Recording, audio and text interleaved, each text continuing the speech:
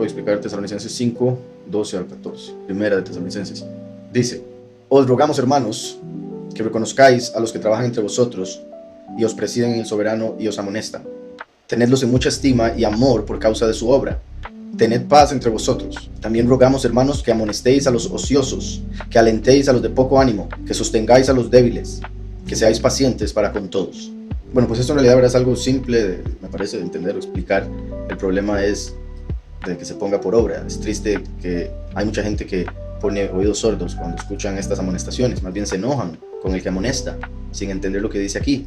Os rogamos, hermanos, ¿verdad? Es un ruego, hermanos, que reconozcáis a los que trabajan entre vosotros y os presiden en el soberano Dios amonestan, ¿verdad? Los que tienen el ministerio que Yahweh les ha dado y amonestan con la verdad, con la escritura, ¿verdad? Cuando hay que exhortar y demás a una persona por algo que pueda estar haciendo incorrectamente. De hecho aquí dice: tenedlos en mucha estima y amor, ¿verdad? Respeto, honor, por causa de su obra, ¿verdad? Por el hecho de estar ahí haciendo eso, porque presiden en el soberano, en Mashiach. El tener que amonestar no es algo que se haga por querer hacer un daño, por querer ofender, como mucha gente se lo toma tristemente.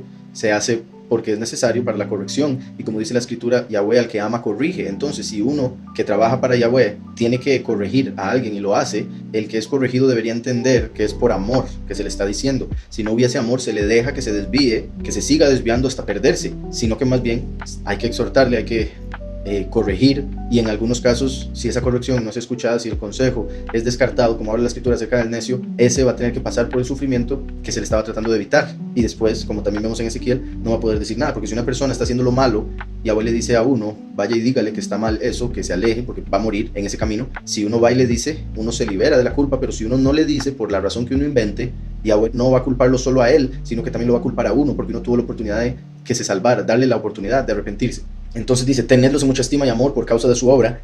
Tened paz entre vosotros, importantísimo. No debemos pelear, no debemos promover la división en la congregación, no debería haber ningún tipo de contienda.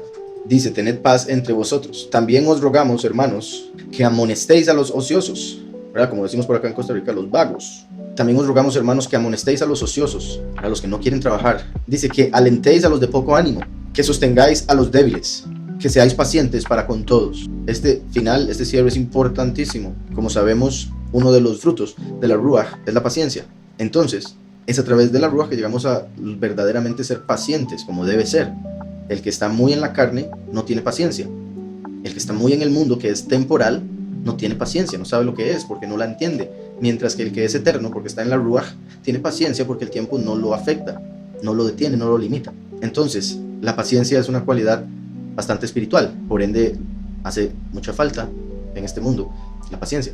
Entonces dice: que seáis pacientes para con todos. Algo que siempre menciono, o he estado también mencionando muchísimo en la congregación, es acerca de cómo cada persona, por su experiencia, por su vida, por lo que ha conocido y no ha conocido, se hace como una cajita o un mundo, ¿verdad? Ya que cada cabeza es un mundo, a través del cual ve todas las cosas. El lente a través del cual ve todas las cosas es lo que ha conocido, su experiencia de esa cajita. Y cuando escucha algo que se sale de la cajita o que es fuera de la cajita, no lo puede creer, no lo puede entender, lo rechaza, se burla, se enoja, dependiendo del tema y la confusión que le provoque por no ser parte de su experiencia personal.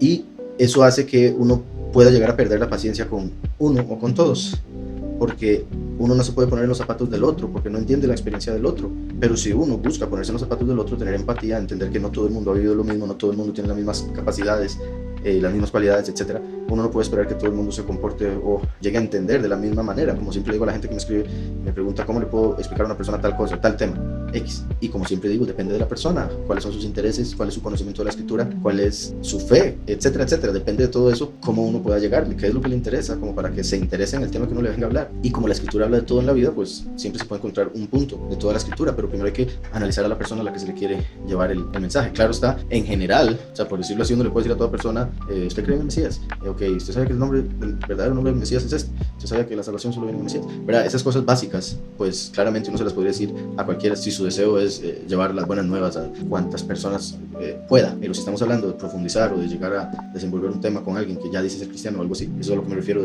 depende mucho de la persona. Entonces hay que ser paciente con todos, porque no todos se van a comportar de la misma manera, y por eso debemos llenarnos de Ruach, para ser más pacientes. Obviamente sostener al débil es claro, debería hacerlo, y alentar a los de poco ánimo, ¿verdad? Hay que ayudar a los que les cuesta, a los que tienen poco ánimo, darles ese empujón que están ahí necesitando. Espero con eso, hermano, me quedó claro.